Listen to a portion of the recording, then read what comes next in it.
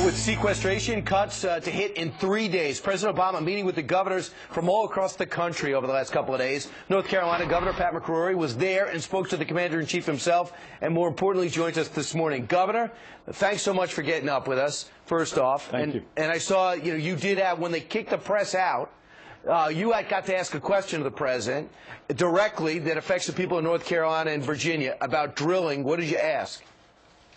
I asked the president whether or not he had helped Governor McDonald and Governor Nikki Haley and myself in North Carolina to begin offshore exploration for oil and gas.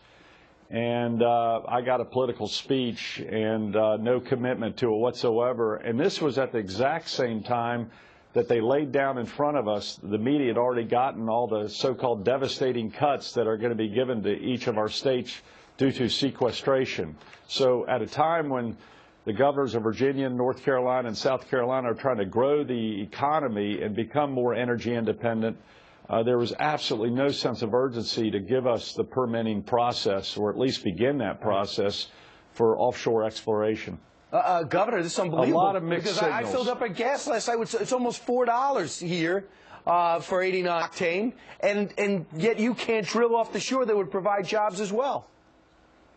Yeah, we're getting a lot of mixed signals from Washington and the White House right now. I mean, listen, the president and the first lady were so gracious to us on Oscar night with a black tie dinner and a wonderful meal and a military band. And then in the very next day in the West Room, we were given information about the devastating cuts of sequestration, which we're now just reading and trying to analyze for each of our own states and make adjustments. I'm going to be in about a 3-hour meeting today on my own budget, and now I've got to figure out how to incorporate this information and to see actually how accurate it is.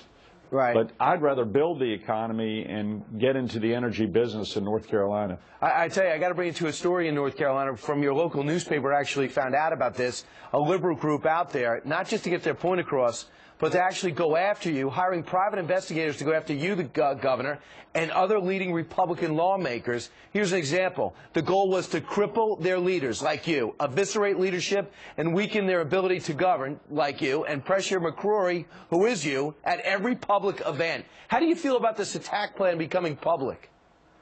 It's shameful. At a time when I'm trying to convince young people to get involved in public service, it is a time when I'm trying to bring together Republicans and Democrats and independents to solve these very complex issues. You know, I've got some nonprofit groups who aren't supposed to be engaged in political activity funding these groups to eviscerate me. And the worst part is even talking about hiring private investigators. It's shameful politics, and it's got to end. And I hope the media asks who these groups are and what their other plans are, because it's exactly what we don't need in politics today. Well, when you talk about personal attacks and tarring someone's background and maybe misrepresenting it, that really is what happened to Mitt Romney last spring, and he never got out from under it.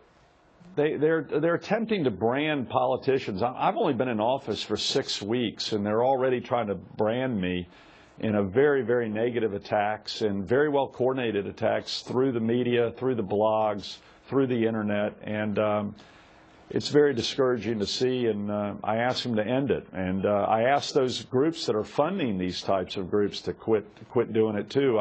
It's even close to breaking the law, because some of the funding groups aren't supposed to be involved in political activity. But the evisceration, right. I saw enough of that during my gubernatorial campaign.